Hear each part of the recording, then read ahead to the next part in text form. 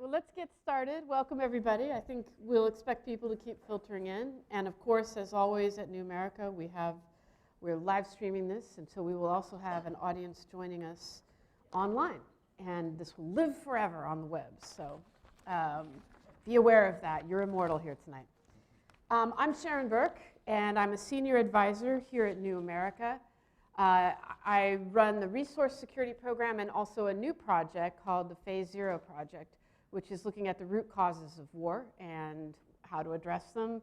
We got a number of our project team here today: Denise Ross, Braxton Bridgers, Emily Gallagher is here somewhere. She's out there waving to us. So we're delighted to be the co-host for this event. And what I'd like to do now is introduce our panel. And then we have a special guest that's going to join us on the phone, and I will introduce him last. So first, right next to me, in reverse order that I have you written down, is David Titley, who right now is a professor of practice at the Department of Meteorology at Penn State University, and he's the founding director of Penn State's Center for Solutions to Weather and Climate Risk. What you need to know, he's also a Rear Admiral. He served in the United States Navy for 32 years. And his last, I have to read everything that the last job was, because it's going to sound like it's a whole resume, but it was all one job, as a matter of fact. See if I can get it. Commander, no, that's an older job. He was the oceanographer of the Navy. And in that capacity, it's also, you're the communications lead for the Navy also, right? It's like information dominance. Back then it was. Yeah. Back then it was. We've changed the name 3 times since then. But. Right. But what you need to know is it's a 2-star important command position in the Navy. And Dave has an extensive background both as a line commander and as a scientist of climate and meteorology. So he combines 2 worlds so well. It's just a pleasure to work with him. I really think he's one of the nation's true experts on climate security. So it's a real pleasure to have him here.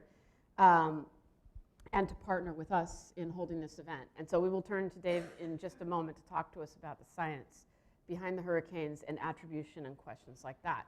And then I'm going to skip over, I'm going to come back to you, Lindene, to Judge Alice Hill. I have to put the judge in there because, you know, if I were a judge, I'd make you all call me judge, who's a research fellow at the Hoover Institution right now, where her work focuses on building resilience to destabilizing catastrophic events, including the impacts of climate change.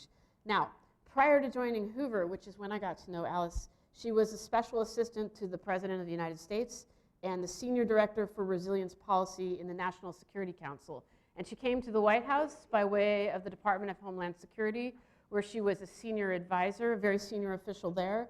And before that, she was in my hometown of Los Angeles, where she was a supervising judge on both the Superior and municipal courts.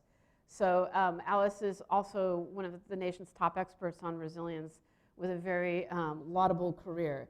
Lindene Patton, who is very well known to our panel, I'm meeting for the first time and absolutely thrilled to meet her because she came so highly recommended. She's a lawyer with Earth and Water Law is the name of the firm, correct? And she's a strategic leader with a broad range of experience in financial services, data analytics industries, and as a practicing attorney, she's advising a very wide range of clients, and especially in the private sector, in the insurance and reinsurance industry. And that was one of the reasons we were so excited she could join us today, because these storms, as much as we want to talk about the science and how you as a community, as a population, deal with them, it's all about the money in the private sector too. And Lindene's going to be able to share some special insights with us. Now, before we get into our discussion, and thank you, beautiful audience, for being here. You will also be part of the discussion, so be ready. I want to introduce someone who's going to join us by phone. And there's a reason that he's joining us by phone. Rich Olson is a professor and director of extreme events research at Florida International University, and we have some friends here from FIU today as well. He, in his career, has focused on natural disasters all over the world, both research and field experience, and going back into the 1980s. So this is someone who's been studying this forever. Not to say that he's old or anything. He's a vibrant researcher with field experience who knows what he's talking about, but he probably didn't expect to be talking about his hometown. He's going to be calling us from Miami. And what Professor Olson is, why I asked him to start us off, and by the way, he's widely published, but I had to just tell you the title of one of his books because I love the title so much. Some Buildings Just Can't Dance, Oakland, California, after the Loma Prieta earthquake. So it gives you a sense of the kinds of, with his sense of humor and the kinds of things that he's writing about. So he's going to call into us right now and just give us a few minutes about how things look on the ground in Miami, so that we're starting our conversation about this with a very real overview of what it feels like to be in the middle of this and how it looks, not only to someone who's an expert, but to someone who's dealing with it in real time. Professor, are you on the line with us? I am, and thank you very much for inviting me. So how do things look in Miami? If I could, am I getting through, or is there an echo? Getting through, and we would love to hear what you have to tell us about Miami.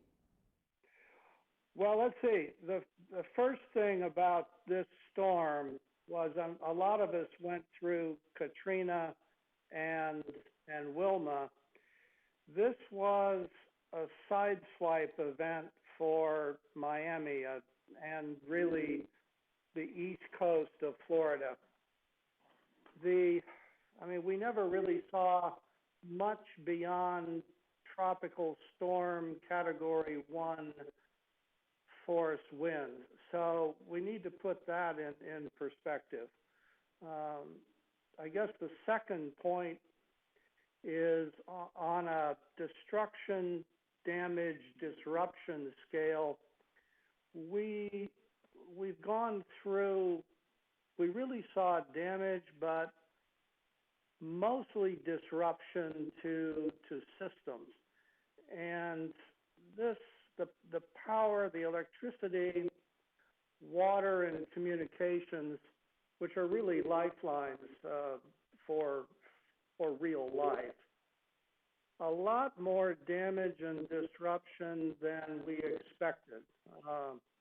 That's going to be a topical issue here for some time to come, because you only have to think about what would have happened if the core of this storm had come into the east coast of Florida as opposed to the west coast.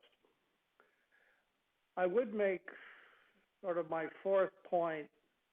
It isn't uncommon in disasters to have one site that accounts for, or a neighborhood that accounts for a lot of the fatalities. And this, for Florida, it was Miami, and it was the Hollywood Hills Rehabilitation Center, with 12 deaths already attributable. And those deaths reflect a preparedness, lack of preparedness, to be honest, and response, lack of response, set of problems. And I don't know, there's talk down here, it's going between civil and criminal issues. And so that fatality site will not go away. I guess the last point is we saw unexpectedly high evacuation numbers heading not only from the coastal zones inland, but all the way north and out of state in some respects. Gasoline problems, restricted arteries. But we saw, and the research will have to determine roughly how many people really evacuated the whole southeast Florida area. But the numbers were unexpected. And I would chalk that up to a Harvey effect, because we were all watching the events in Texas, even as we were watching the approach of Irma. And I think added to that was the relentless messaging. It's called hide from wind and run from water, that came from the National Hurricane Center, the media, Governor Scott and all of the local emergency officials. It was relentless, and I think it had an effect on the behavior of a lot of us. I've been through a couple of these, and so we hunkered down at home. But if we had been in coastal areas, I would have been evacuating too. So those are my sort of summary observations, if that helps. One last question for you, and then I'll keep an eye out for your comments on my device. So if people see me checking my phone, it's not because I'm talking to my mom. It's because I'm listening for comments, or that. Although these days it is really interesting to follow texts and Twitter. The last question I just had for you is, so I mean, considering what you said, that this was a side swipe and not a direct hit, do you think Miami's ready? If it had been a Category 4 hurricane hitting on the nose, how much worse this would have been? Almost incalculable at this point. I think, I mean, part of the problem is when you move into Category 4 and, God forbid, Category 5, we're talking about impacts, not just wind, but storm surge, and if it stalls, flooding, that we aren't ready for. Cat 3, we are going to have to, as a community, as a region, we're going to have to revisit with the lessons of Irma. We're going to have to revisit how confident we are, because a direct hit with the population and economic assets that we have now on the east coast of Florida, a direct hit, I think, is going to be much worse than we were expecting. But I'm going to defer to the scientists in particular about what the wind combinations would be, the wind fields, and the storm surge, because, again, the storm surge traditionally is the main killer, along with flooding in hurricanes. Thank you. Well, thank you very much, Rich, Professor Olson, for joining us, and we'll look forward to talking to you again at future events. And in the meantime, keep safe. You're not out of hurricane season yet, so we'll be thinking of you in Miami. Take care. Yeah, and I just wanted to say thanks again for inviting me, and I wish I were there, although I'm pretty locked in here for the next few weeks. Thank you. We'll raise a glass to you down there, so take care. All right, Dave, Rear Admiral Titley. I'm going to call you Dave from now on. Talk to us. Okay. So it's not just, we've had these hurricanes, wildfires out west. We started the year with catastrophic floods in Peru, but talk to us about these hurricanes. Is this just bad weather, bad luck? Sure. So when we look at attribution of these storms to climate, what I kind of look at for understanding climate in general, really science in general, and then we'll kind of drill down into these storms in particular. In some ways, it could be a three-legged stool. And if people have their printouts, just sort of look at the, okay. Sorry about our yeah, we had a couple technical issues here, so unfortunately we're on to paper there, but that's okay. Really, understanding comes from three things. Do we understand the physics and the basic theory? Do the observations, does the real world support what we think's going on? And finally, can you predict it? And can you show that there's a difference? And if you can answer with high confidence yes to all three, then you have really high confidence in what's going on. So we don't need to make tonight sort of general climate science. That's not why anybody's here, although I'm happy to talk about it in Q&A. But for climate writ large, the answer is yes, yes, and yes. And that's why you hear so many climate scientists talk so confidently about the changes that are coming. Now, if we kind of drill down into sort of what's going on in hurricanes, as Sharon mentioned, there's a lot more extreme events that have already happened this year, just in the United States. I mean, let alone the world, but just in the United States. Some of them, in fact, I think I'm afraid my slide gets built here, so I don't have it, but no, it's not that one. Okay. You're going to explain this, right? Oh, yeah, don't worry about this slides. I'm going to give a different talk because I can't have these things. Okay. But I'm happy to talk about this All right. stuff. But in general, the number of extreme events that we've already had, I think it's about on the second or third when you count as billion-dollar, adjusted for inflation, but billion-dollar disasters before the hurricanes. We're already running at near record levels. A number of tornadoes and severe thunderstorm issues. California, of course, had a lot of flooding issues already. So there have already been a number of these, but these have sort of been in the $1 to $5, $1 to $10 billion event. Lindene's going to talk about the numbers, but add a couple zeros onto those numbers now for each of these hurricanes. So these are just going to, like disaster and damage-wise, just completely overwhelm it. But I'd just like to point out, if you go to the slide that kind of looks like Oklahoma, because, well, it is Oklahoma, that should look like that. Not all these extreme events count as billion-dollar disasters. So this is just a screen capture from the Oklahoma Mesonet from the middle of February 11th of this past winter. And those numbers on it, those are temperatures in degrees Fahrenheit. So, I mean, you do not have to be Michael Mann to figure out that it's not supposed to be 99 degrees in Oklahoma in the middle of February. And that's what it was. So doesn't count as a billion-dollar disaster, but we're getting more and more of these extreme events. So what's climate? Climate is simply, the average of weather in space and time, averaged in some way. I tell people we plan for climate, but we live in weather. So this is what we're actually living in. So we've had lots and lots of these extreme events. Now when we get to the hurricanes, and I've got the obligatory pictures. So we've got 3 of them in about 6 to 8 weeks there. And the question is, of course, how much of that can we attribute to climate? So it turns out, if you go to the next slide called Attribution of Specific Events, the National Academy of Science happened to do a study on just this very question. And I was privileged that I got to chair that committee. The graphic on the left basically shows sort of the relative confidence we have for different types of specific weather events.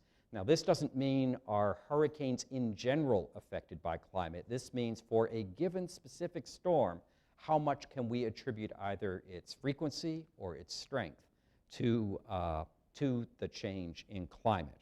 And what you can see is that temperature events, we can actually do that attribution really pretty well. And this is a really big change. If we were having this a decade ago, all of those little balls, if you will, those cue balls, they would all be stuck at the very bottom left. We really had no attribution event 10 years ago.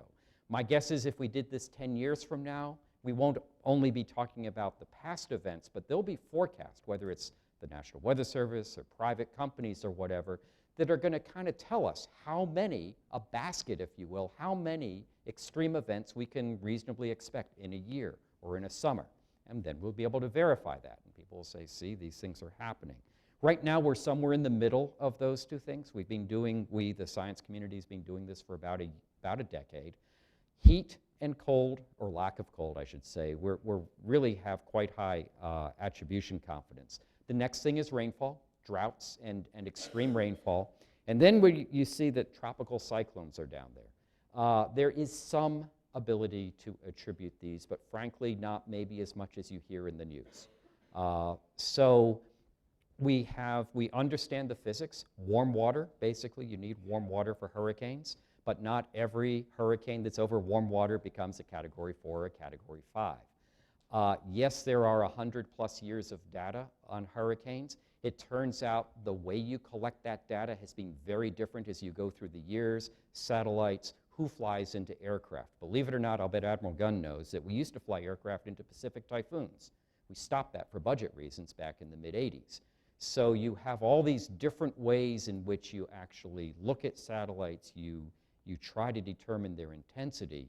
So this means when somebody just goes back through the record and says, oh, look at this trend or lack of trend, it doesn't mean as much as it might look to you. So observations were kind of shaky.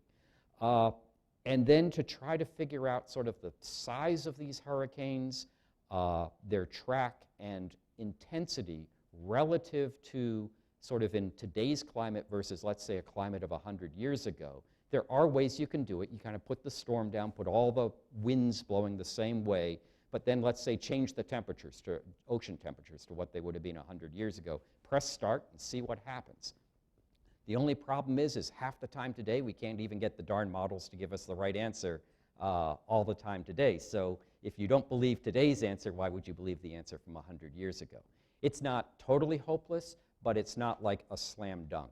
So if you go back to my stool, the first slide, the stool, physics, we understand. Warm water leads to stronger hurricanes, and we're certainly kind of seeing that. So the physics one, I'd say, yeah, check, we've got that.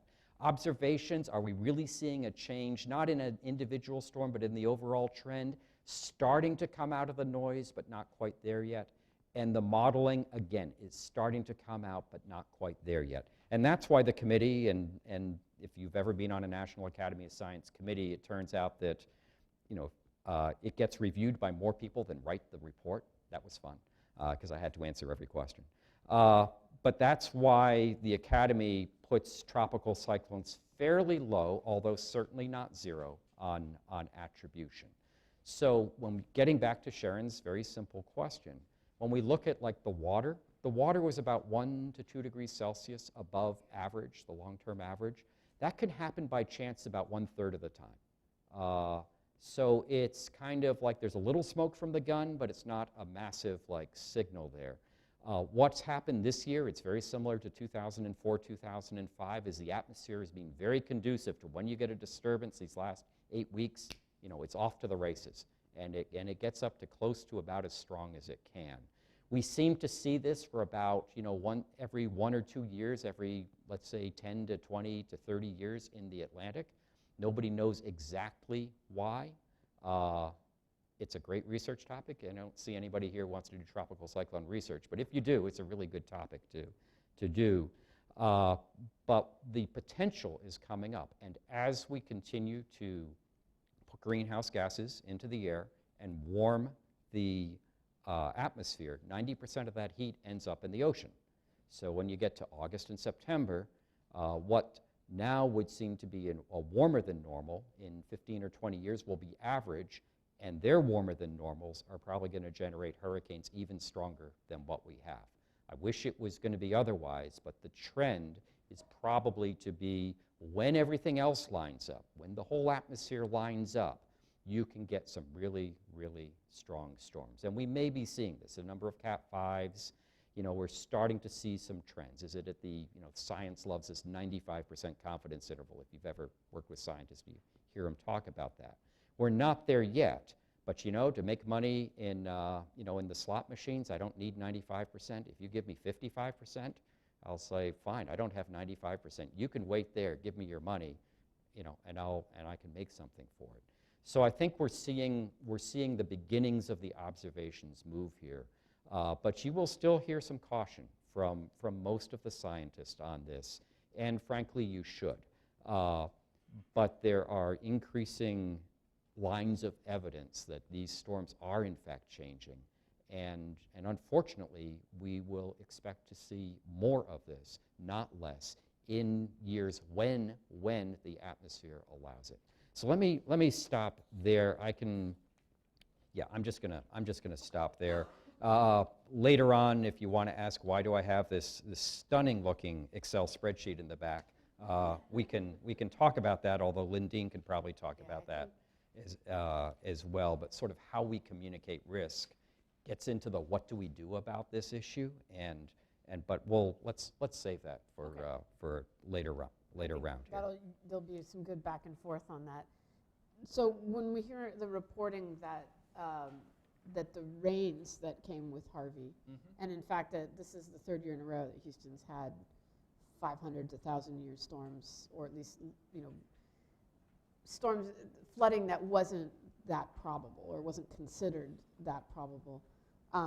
Is that still not entirely accurate to say that those are indicators that the trends are moving and that? So back to the stool, one of the things physics is very certain about is warm air holds more water vapor. We know that. There's a fancy equation called Clausius-Clapeyron 7% increase in water vapor, which means kind of rainfall, for every degree Celsius. So we know that very well.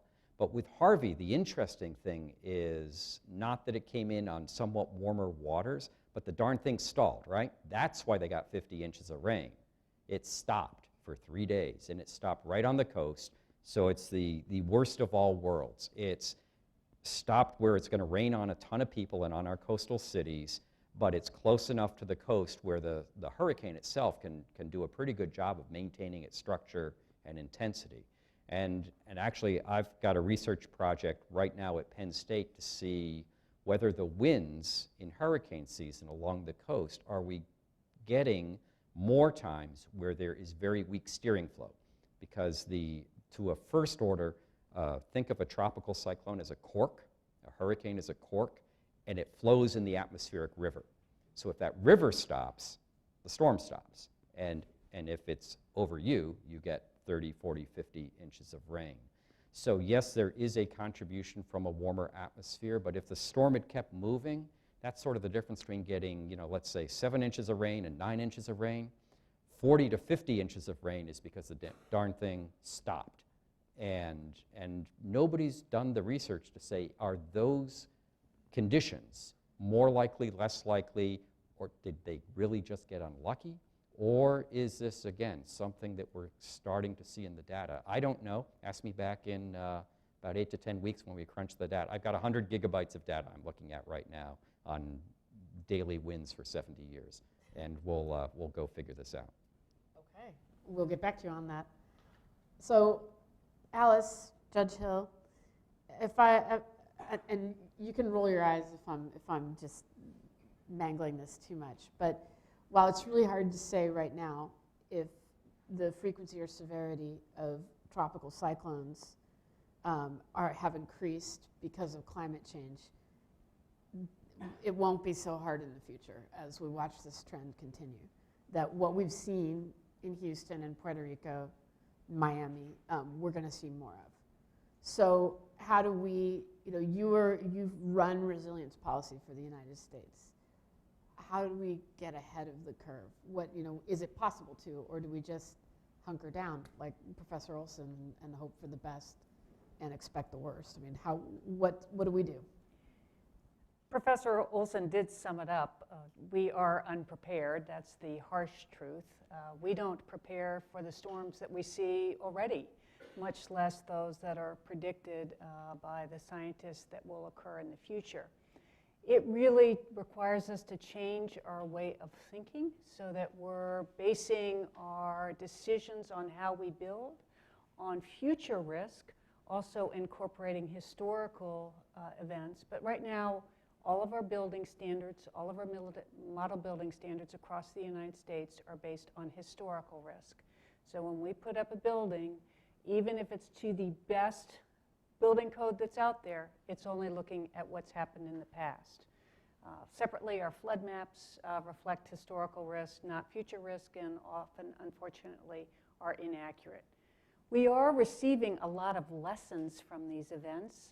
Professor Olson referenced one, that our electric grid is critical to really any lifeline sector, health, the economy, transportation. Once the electric grid goes down, we see cascading effects. You'll recall when Sandy came in, it wasn't even a hurricane when it hit Manhattan.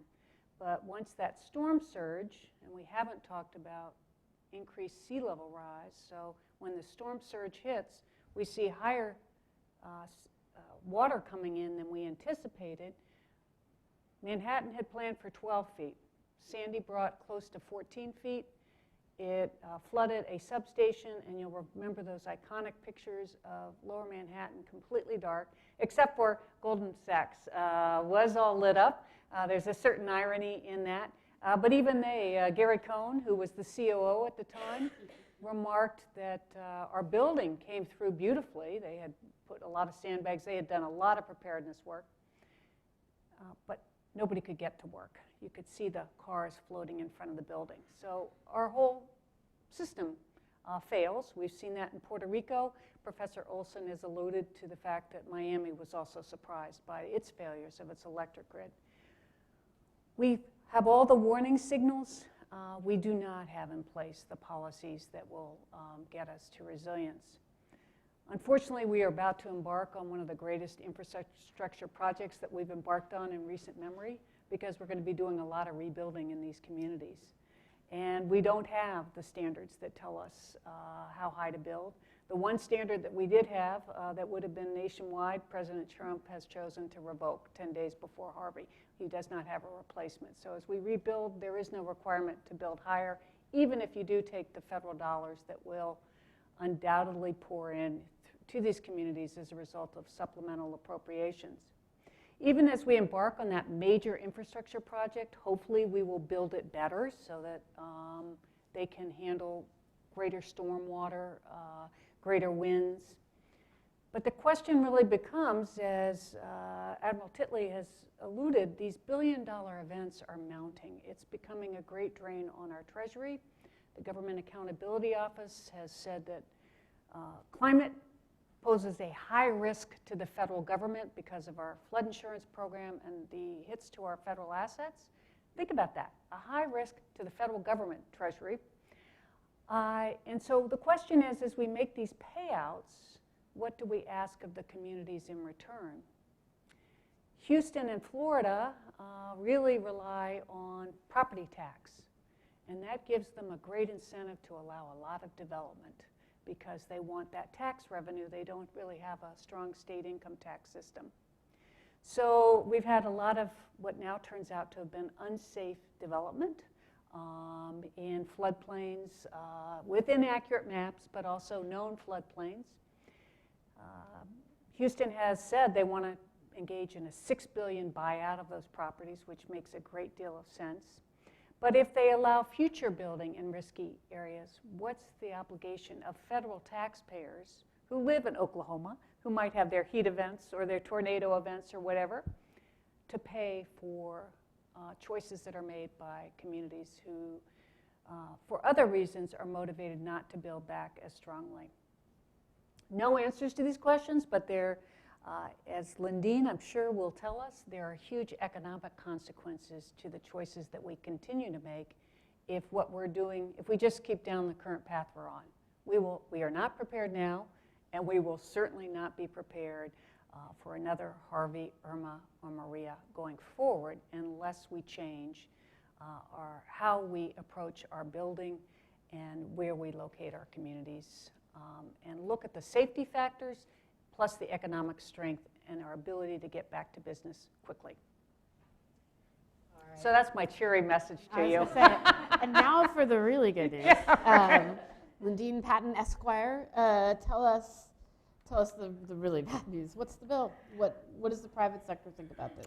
So a couple of comments, and you'll figure out why a lawyer's working on this in a couple of minutes in terms of where I think we're going. I went back to a series of contacts and asked them what they thought we were looking at in terms of orders of magnitude. No one would agree to give cost estimates at this point for purposes of attribution. However, I was able to get some ranges which were done not only not for attribution, but also through aggregating independent estimates and integration. So remember that we're talking about what many people in my sector are calling HERMA. That would be a combination of Harvey, Irma, and Maria.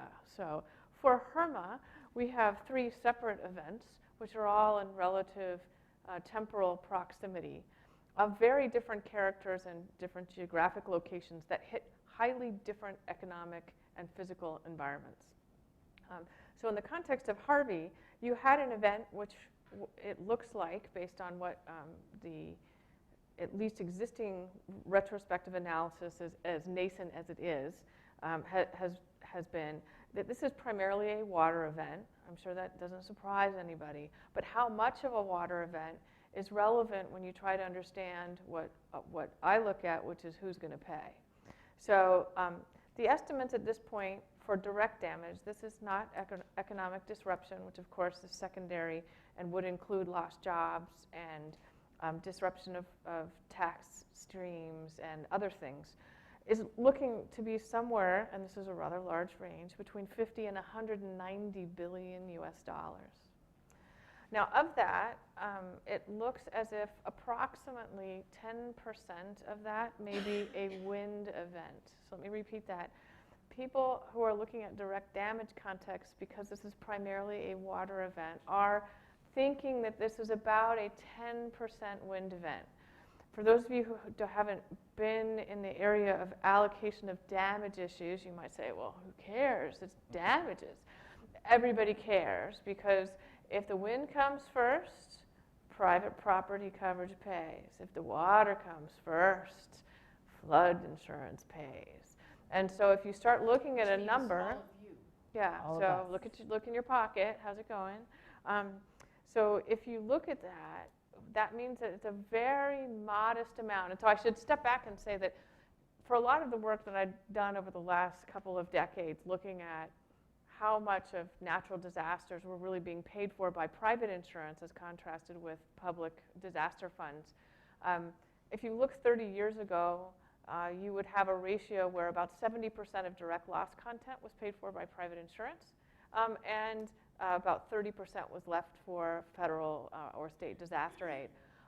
About 10, well, maybe probably 20 years ago, that completely flipped. And it was then a 30-70 split, meaning that you were down to about 30% of that loss content being paid for by private insurance and 70% with disaster aid. Today, if you look at what we're talking about now with a 10% split in a wind event, and with other kinds of loss experience over the last 5 years, you really are looking at a continued inversion. And that's occurring for a wide number of reasons, which I'll mention overall. But if that's the Harvey part of Irma, when you get to Irma, you have somewhere, people are thinking between maybe a 50 and $100 billion event, with perhaps that being 20% wind. Now, I was surprised. I expected that to be more of a wind event rather than, or maybe at least even. So those numbers, of course, are nascent like everything else. But if it really is going to turn out to be 20% from a direct damage, and again, that is a very substantial amount of public disaster aid, which we'll need to try to rebuild. And then in the context of Maria, direct damages for the US component only are looking to be somewhere between 45 and 95 billion without economic damage interruption. And that will have wind and water components to it, but a probably much higher wind event. It's so much newer that no one's talking about even a guesstimate of what that percentage might be.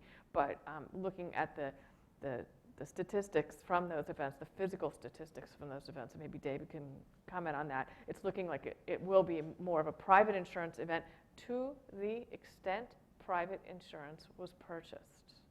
And so that's the other issue we have, depending on the region where you are, depending on whether you're in the US, whether you're in a protectorate, whether you happen to be in a non-US country in the Caribbean, the insured component is quite different for most property loss. So again, why is a lawyer looking at this? I'm not only looking at it for purposes of understanding the allocations and understanding how physical events, as they potentially become more aggravated, more energetic, and more severe in their impacts, are impacting the industry that I've worked with for a long time. I'm interested in what parts of property, what parts of insurance coverage are being impacted. Like Sandy, the Harvey event is going to have a very large component of it, which will also be auto. It won't be huge, but it'll be auto claims because they got flooded out. Now that's going to be private. That's not a flood problem in most cases. So there's going to be a lot of auto insurance claims paid. But remember, you're talking about an auto. You're not talking about a home. You're not talking about a piece of infrastructure. You also, so you have to, in the insurance side, when you're looking at the private and the public side, you have to look at property risks. You have to look at flood risks. And remember, residential is primarily going to be a federal government national flood insurance program event. And there's going to be medium-sized commercial coverage. But there is also some amount of private flood insurance, which is provided primarily for high wealth homes, residential homes, and for very big commercial environments where the private insurance will come in. But And then, of course, there's going to be disaster aid. But the other thing I look at is casualty. So you heard what Dave was talking about, saying if you look at his chart, and there's other work, but this is pretty calibrating work that's being done by the Academy, that there has been an improving level of certainty in the understanding of whether an event is attributable to climate change. So what I've been looking at over the last decade is, well, what happens when that certainty increases? Does this mean that this property event becomes a casualty event? So for those of you who aren't in the business, what does casualty mean? Casualty means all the other junk. That's professional liability, directors and officers liability. That impacts engineers, architects. It impacts public officials in some cases. And so the question is, when the numbers get big enough and there's not enough private insurance coverage, what else do you see emerging? And there are patterns of this in history. There are certainly patterns of this involving pharmaceutical litigation. There are serious patterns involving asbestos exposure that typically when municipalities began to realize that they were going to be bearing very large health impact costs associated with asbestos, and there were large cohorts of individuals who were impacted, you began to see dynamics change. But how those in the environment space, you also saw that. So you began to see in circumstances as understanding of environmental pollution improved over time, beginning in the 70s and 80s and 90s.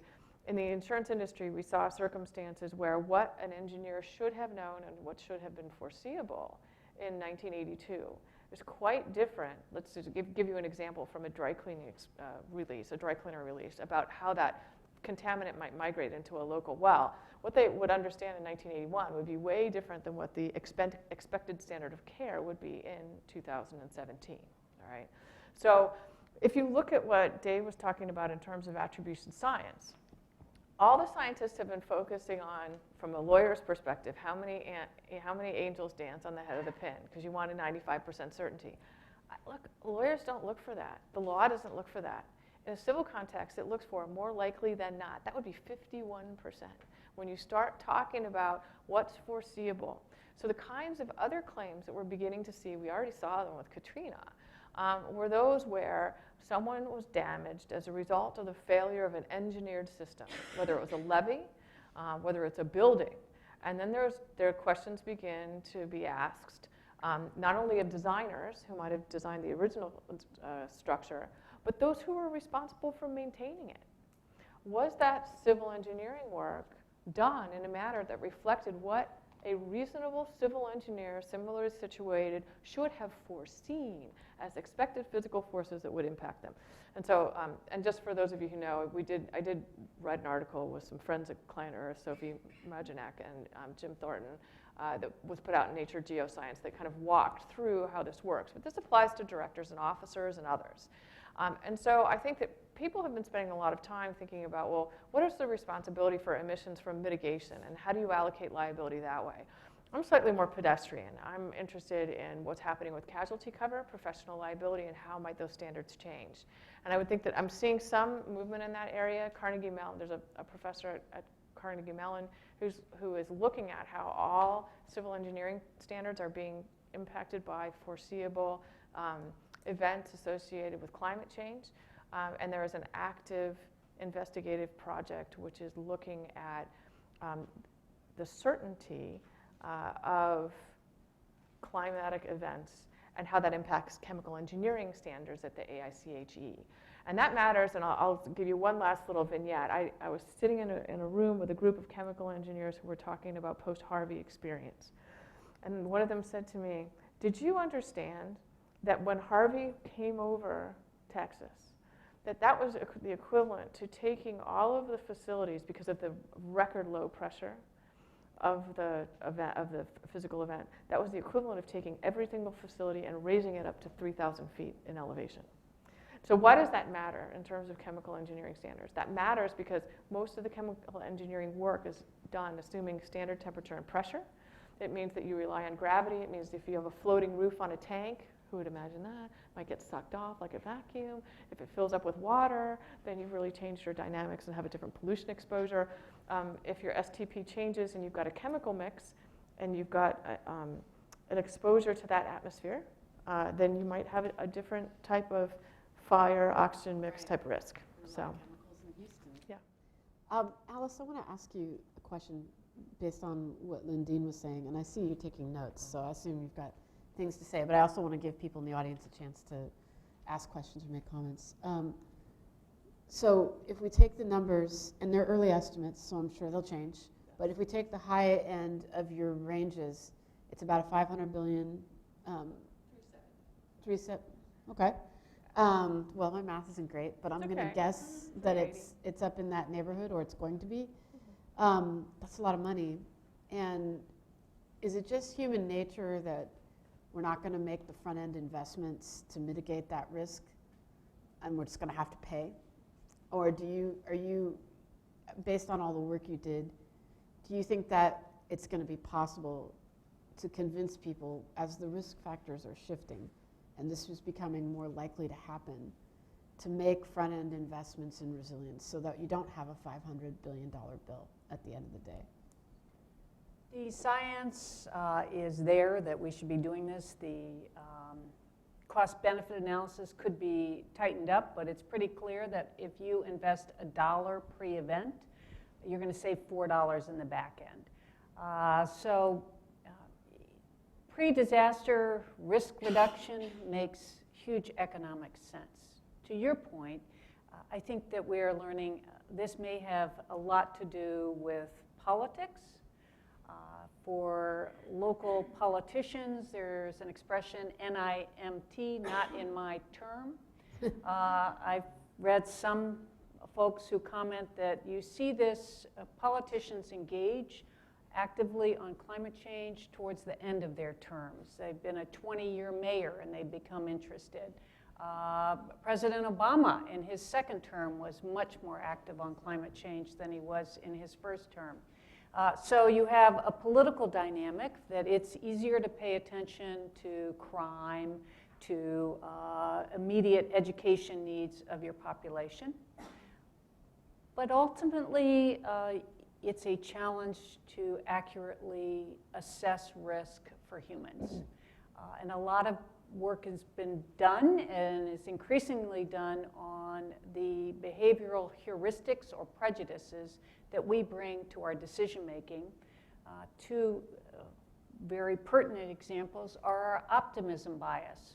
Now, I just described a very grim picture to you, and that's really what I've seen after a lot of study. But most people want to find hope, so they're going to think it's not going to happen to me. Most communities think it's not going to happen to me. You remember that Freakonomics? Why do people still get married when the divorce rate is 50%? You know, it's forever? Well, not really. So there is a huge optimism bias that we all bring, and that helps us get through life, frankly. So that affects our risk, and we tend to overvalue the loss of something, so we're very tied to place. We don't want to invest in a future gain, which would be risk mitigation. We can't do that very well. And then the last is recency bias, which is very difficult in this area. Recency bias is, and you see this all the time with these extreme events, we've never experienced anything like this. Well, think about climate change. That's what's going to be happening all the time because it's getting warmer and the events get more severe. They come more frequently. So we are in a record-breaking era. That's true. But we're constantly surprised that we are. So it's very difficult, and until we can find the communication skills that allow us to engage and help people have an accurate risk assessment, ultimately, my friends in the insurance company have in insurance world, and the reinsurers have said that it's going to be difficult to get people to buy the necessary insurance and to make those choices up front. That's just the reality. What that means for us economically is very serious because we are underinsured. My last point, optimism bias, seismic risk, huge known risk in California. The uptake on earthquake insurance in California is between 9 and 12%. So talk about an uninsured, enormous known risk. And in fact, the predictive capabilities for seismic risk are improving at a very rapid rate. Not that it will occur in a span of a certain time frame. But we've got human nature working against us, so I don't know if we will be able to put in place true risk mitigation measures in a highly politicized environment. You're going to be working on it. So that I'm makes me always working on optimistic. it. I'm always working on it. And I should say that my colleague Emily Gallagher and I have been working on a severe weather in the United States project, and it's certainly one of the things that we've seen is that people wait until the disaster happens, but sometimes after the disaster, then people are more willing to make longer-term investments. So, I mean, we saw that in Tulsa, Oklahoma, for example, where in the mid-'80s they had catastrophic floods, people died, there was terrible public outcry, and they had a very innovative, strong-willed mayor at the time who took some very aggressive flood protection, and including they moved people out of the floodplain, which is one of the hardest things to do to mitigate risk. But you know, all these years later, it worked, right? But now people are getting a little complacent about the level of risk because they think it was solved. And they're starting to move back into the floodplains. And so it's a very interesting picture of physical resilience and human complacency can be kind of a dangerous dance. So it'll be interesting to see where you go with this research. Well, I would just remark the recency bias could work in your favor.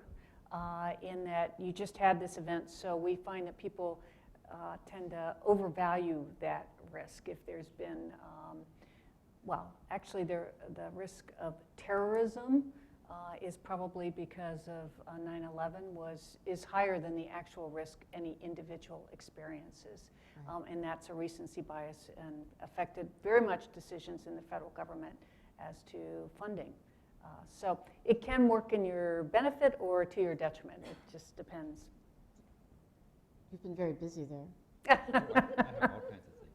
So just kind of listening to these, I mean, there's really a few key points I think both Lindene and Alice made there. When I talk about climate, I try to make it three things because I can only remember three things. It's about people, it's about water, we've been talking about the water, and it's about change. And of those three, when people talk about climate change, it's not the climate per se, because unless you live in San Diego, Hawaii, it's not ideal, but it's changing.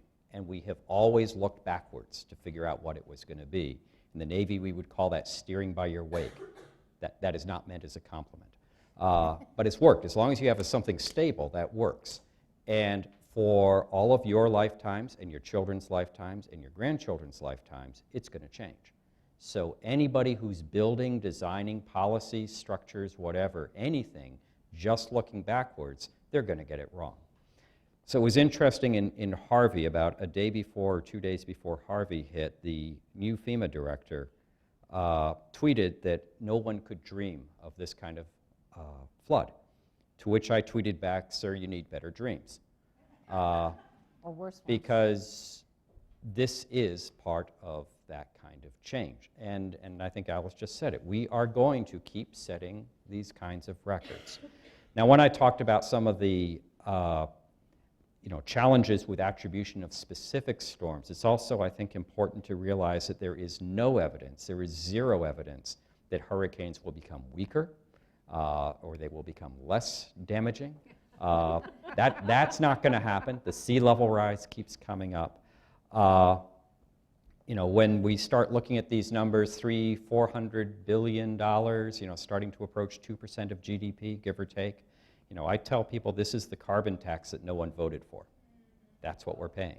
We're paying the carbon tax no one voted for, and we're going to keep paying it. So enjoy.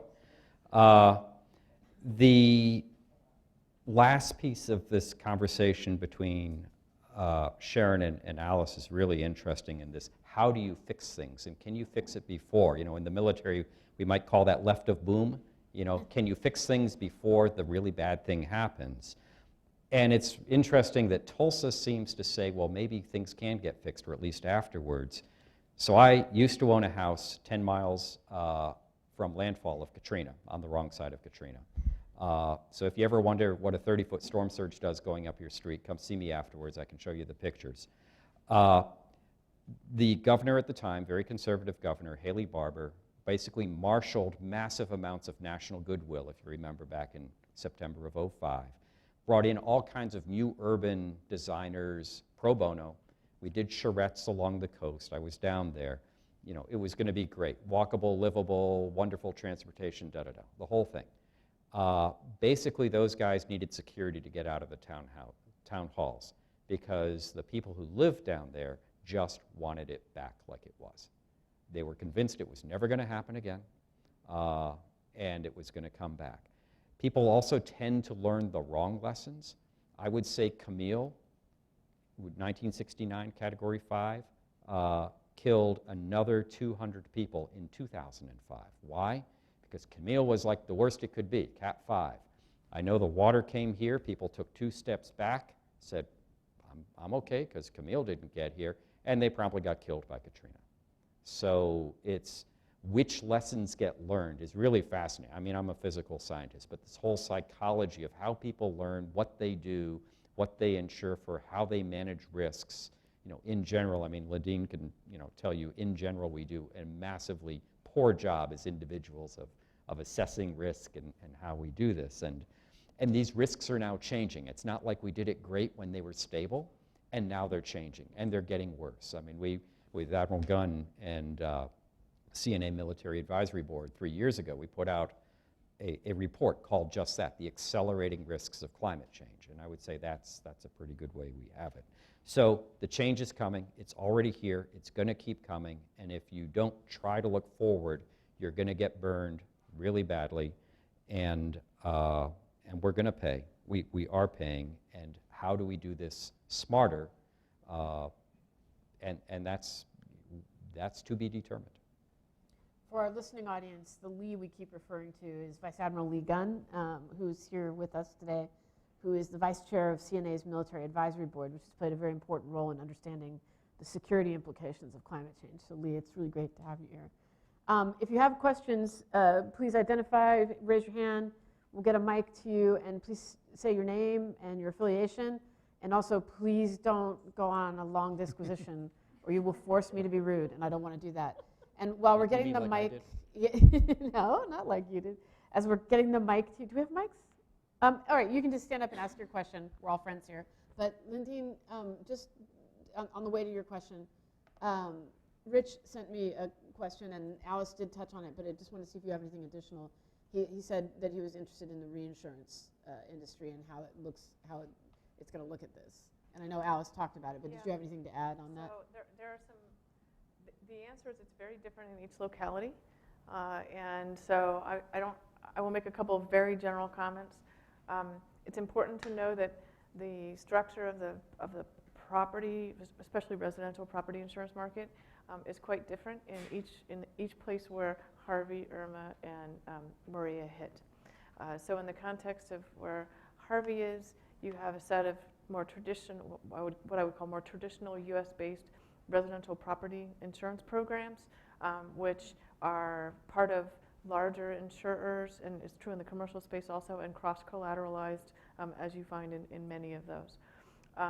Which means that there will be reinsurance that's impacted there, and it will be, but I think everyone so far thinks that this is within, given the percentage allocations, that they're within their management capacity. The situation in Florida is quite different, and it's quite different not necessarily for the reinsurer.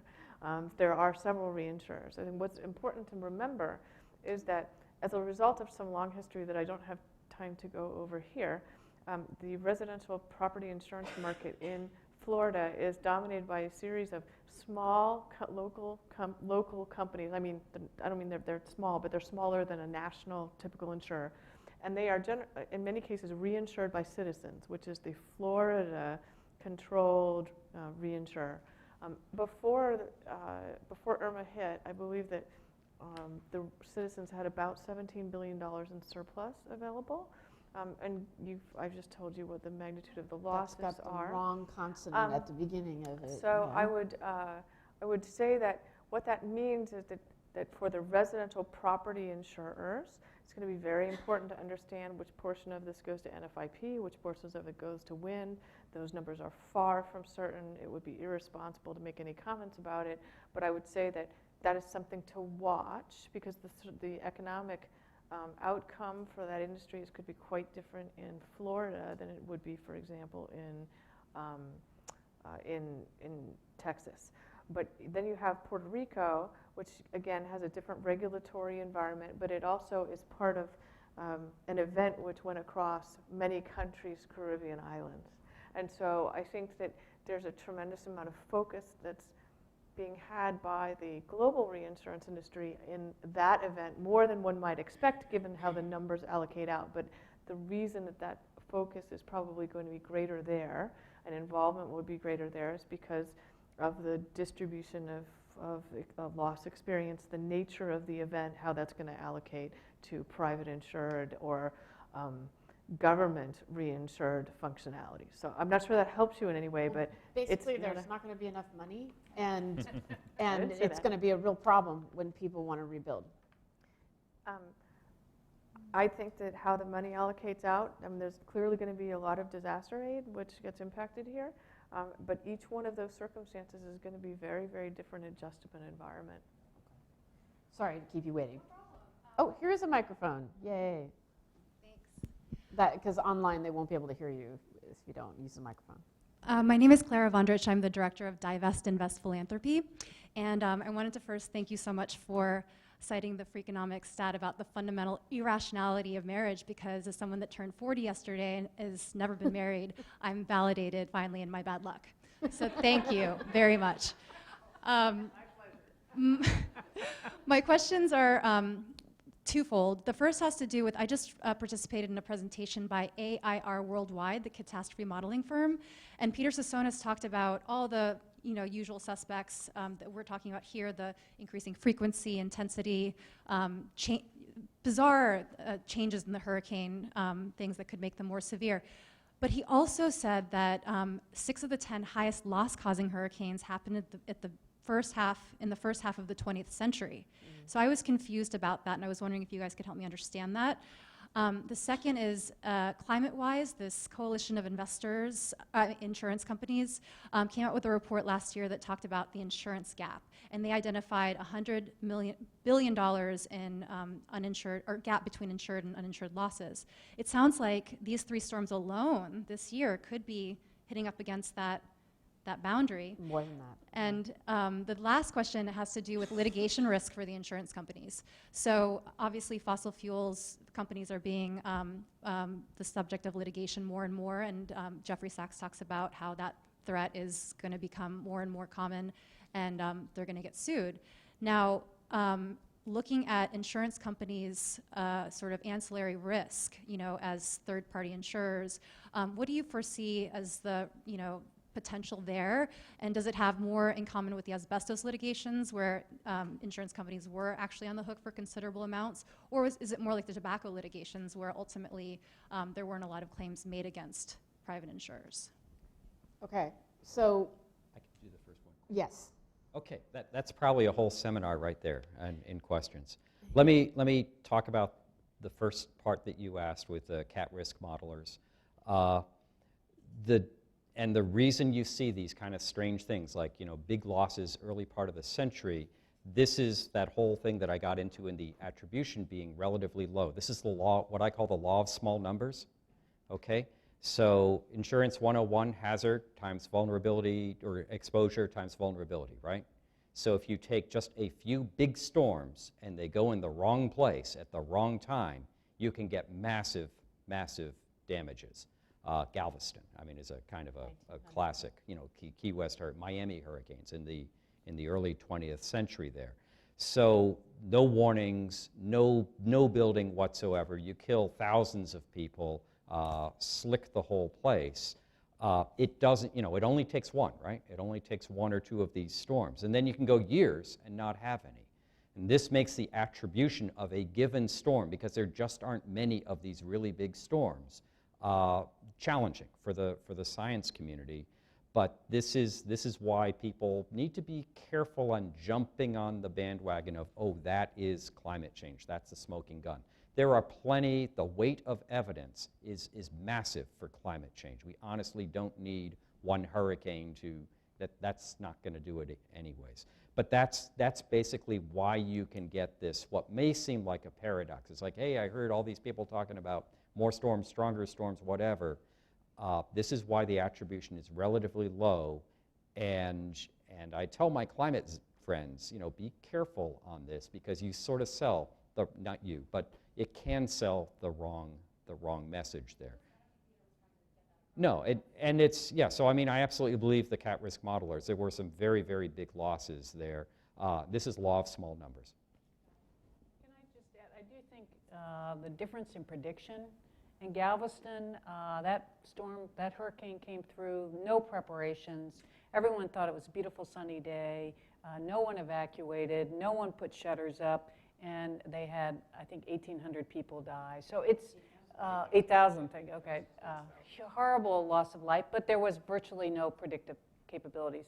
Unfortunately, we have far better, and we are improving all the time. That is one thing, by the way, that on a bipartisan basis, Congress has been able to pass legislation this year on increasing predictive warnings for these kinds of storms. But we'll turn to Lindene to answer the other question. Although, just one comment on your question, though, when you said the estimates were $100 billion. It's one of, something you said really hit me. I mean, one of the problems is that we base a lot of our predictions on hindsight, and literally models are validated by hindsight, by making sure that they would have predicted accurately what happened in the past. So we're in uncharted territory increasingly, where we're having unpredicted and record-breaking events happen, and so it's almost like, are we surprised that we're surprised? Like, these numbers are going to keep breaking. It's like the FEMA director being surprised. Right, like you said. He shouldn't have been. Shouldn't have been. And in fact, they probably had done exercises, tabletop exercises, that had those scenarios in them, would be my guess. Houston, we had done one. Right. So there was no question that So there they would knew be it was coming. They knew there would be a toxic spill, because I was there at the exercise. We knew it would happen. So it's not a surprise. Right. Not only that, but they were supposed to be ready for it. Whether or not they were is another story. Yeah, so I think it's interesting that we talk about models and forecasting as if they are synonymous. In fact, they're really not for the purpose of underwriting in any way. They're not for other things either. But it's important to know that in the insurance industry, and the insurance industry has used modeling to forecast impact losses for a long period of time. Now, how much that forecasting is impacted based on history versus futures is, I think, a very concerning discussion at the moment within the industry. And I think that's probably what you heard from some of the presentation. If you look at press reports, when cat modelers in the last couple of years have been asked, are you including climate change in your modeling? Many of them answered no, okay? For a variety of reasons, but the majority of them continued to indicate that they just thought that, and remember, the climate community doesn't necessarily mix with the natural catastrophe modeling community at all right? And so their perception, in many cases, based on what they said publicly, was, look, the certainty is so poor. And I would come back and talk to some of them and say, it depends on what you're talking about and what is uncertain. So I think there is a rather large discussion going on at this point about should that knowledge about expected forecasting differences be incorporated. And there are some modeling companies that are experimenting with that now. And certainly insurance carriers are experimenting with that now. How that gets translated in terms of premium calculations is impacted by politics, it's impacted by regulation, that's impacted by politics, so that's complicated. I think your other question was about the emerging fossil fuel litigation. So remember, I think Dave said this, but if he didn't, I will tell you other people say it. While it is possible to model counterfactual expected events for forecasting purposes, and it's possible to create a model which conforms to a prior event and have an estimate, a probabilistic estimate about what may happen in the future. Nobody that I know who works in attribution science has ever told me that they can do a deterministic statement about whether a particular event was caused by climate change, period. All they're doing is that allocation. So part of the challenge, I think, here is if you are trying to sue an entity and your goal is to do emissions reductions, boy, that's a long little logic chain to get that through a litigation environment in a court, whether it's a judge or a jury, I don't care. That's long from point A to point B. Part of why I've been looking at other, let's say, more well-tread paths is that trying to decide what a responsible professional would do and what an individual with obligations or a duty, be that a director or officer, should have done or should have foreseen is a much simpler path to walk down once the information is available, especially if that information is now being charted and described in a way which has got specific percentages that track with the way that the law deals with these issues. Getting from an understanding of whether an event was more likely than not increased in its severity as a result of emissions, okay, so maybe you do get to those numbers. Perhaps the complexity, I mean, one thing Dave didn't mention is the reason why we've got some of these types of events farther up the curve right now is because they're more simplistic atmospheric models that output that, and the complexity of getting to the models that deal with hurricanes is higher. But to me, remember, I'm a lawyer, I have a little science background, but it's just an integral, right? So it's a question of how many pieces you put together, and the computing capacity today is so much better. I get it. I mean, I know it's not that, I told you, I'm a little simple about this stuff, but I know somebody will be working away to try to resolve lots of that, and they are working away. But even if you get to the point where you say that, that's only one part in the logic chain of allocating liability. How do you get from that gap between you should have known that this could happen, and as a result of your emissions or products, you should be responsible for that piece. I wrote a book in 2012, and I'm in the midst of writing, I've written a bunch of articles recently, where I looked at the legal theories that are available. The only thing that looks like that, there's a path to go for professional liability, there's a path for directors and officers liability, there are paths for other things. But to try to actually work this back to individual emitters when the scientists are flat out going to tell you, I can't tell you that that carbon molecule caused that damage. You're left with having to come up with a novel legal theory. That's a little hard. That did happen in the context of pharmaceuticals. I have written about this. I'm writing about it more. For those of you who have done anything about market share theory, all right? The problem is here the market involves government and private actors, all right? And funny, those private actors are actually exploiting government assets in most cases as the basis for those emitters. So from a logic chain perspective, it's a challenge. But even if you get that far, the barrier to extending the pharmaceutical-based market share theory liability allocation mechanism to any other toxic tort to date has been that the basis for that allocation has been the proof that the impacts, the materials that were sold, in that case pharmaceuticals, and those impacts were fungible. It didn't matter whether you bought thalidomide from manufacturer A, I'm making this up, or manufacturer B or C, the chemical compound was the same. Now, for those of you who do a little bit in the greenhouse gas space, funny, we all talk about CO2 equivalents. I've written this before, that's pretty fungible to me, but that doesn't get you back to the simple argument, the relatively simple argument, which certainly wasn't done when it was put forth, of pharmaceutical market share allocation, then extending that to everybody who was in the chain about that fungible product. We've kept you already well over the time, a lot of time for this event. So we could take one more question if someone has one. Otherwise, I know that you had a comment there. So please. Hi, my name is Madison. I'm from MIT Washington, and I had a question specifically for Lindene. You had mentioned that there was this continued inversion between the funding that comes from the state versus funding that comes from the private sector, and I was wondering if you could go into a little more detail about why we're seeing that, and if possible, are there any policy suggestions to reverse that? I'll be as quick as I can. It is a construct of both the capital markets and a policy function. So people purchase insurance when they find it to be an acceptable price for the risk that they identify. But for residential coverage particularly, it's not true for commercial coverage or for some special high-value residential coverage, but for individual consumers, it's a regulated market. And so there is always an intermediary, kind of like a utility commissioner who allows pass-through rates. In the case of insurance, if you are in a regulated market, you have to submit your basis for your rating.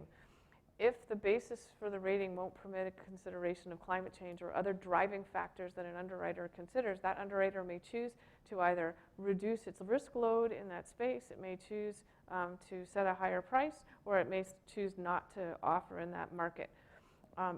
However that works, the reality is at some point, even if they set the price high enough, nobody might buy it. So you're seeing a situation where also as a consequence of the history with flood exposure in the United States, there was a decision taken which resulted in the 1968 National Flood Insurance Program that would be a government-run program. And so the more that you have weighted events that involve flood exposure, which is the result both of zoning, but it's people to the risk and severity of events, it's a constellation of events, you do tend to mix that. So it's policy, it's the impacts of policy that you are just seeing. It's also terribly impacted by the fact that we are much more of a urban population today than we are rural. And so that push gets heightened because you're in an urban environment and not a rural environment. You get much more load on public funds than you do on insured funds. Last words? You have Just some last comments? Two that will take less than 60 seconds. Okay. Lindene talked about a phrase that kind of makes people cringe on attribution was event X caused by climate change. That's an ill-posed, what we would call an ill-posed question. Translated roughly, that means it's a bad question. Yes, there are such things as bad questions. That's one of them.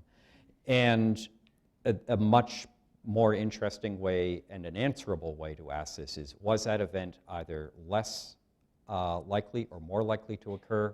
Was it weaker or stronger? And those are questions that science is much more able to answer. But if you hear somebody say that X, like drought, heat, whatever, was caused by, that's probably not good. The way to think of these extreme events, irrespective of the attribution of the different ones. Who's been to the beach? Everybody, right? We've all been to the beach. Okay. Watch the rising tide. The rising tide is a climate change. The waves on top, when you see that big wave, that's kind of an extreme event. And as the tide comes up, what do those big waves do? They tend to get bigger and they come further up. So unfortunately, the tides, though, they then go back out. It will happen, but it's going to be about 20,000 years for this one to go back out. So for effective human civilization, we have a tide that right now is coming in, and we're trying to stop the rising tide. We're not making it go back, but we're trying to stop it. But then on top, you have the waves, and some are small, and some are big. And those big ones are the ones that we're seeing, like these hurricanes and some other events. But that's kind of like when you have to explain this in 2 months to that crazy uncle at Thanksgiving. You use that. Thanks. That's helpful. Alice, any last words? I just want to thank you all for coming. I think we've talked about how grim this can sound. We can solve it. There's no question that we can make great progress. And the first step in that is getting people to care so that you're here. And as Dave said, talk about it at Thanksgiving. Yale says none of us are talking about it enough. And engage your friends, your neighbors, and try to find a way to get people to care so we make the right choices that protect all of us and future generations. And I'll also invoke Lee Gunn again and say, as my last comment, that we're seeing the strain on our military forces, on both active duty and especially National Guard for these events. and they don't necessarily plan and resource for defense support to civil authorities, which is what disaster relief is called at home and around the world. And not only that, but our National Guard takes it on the chin for sure for these kinds of events. They're also heavily deployed right now to fights overseas. We're asking a lot of our all-volunteer force, and we're also asking them to be prepared for things that they're not really preparing for. And to me, something's got to give in there, and I know Lee's going to keep working on that, and Heather Massera too, other people here will keep working on that question, and we will as well.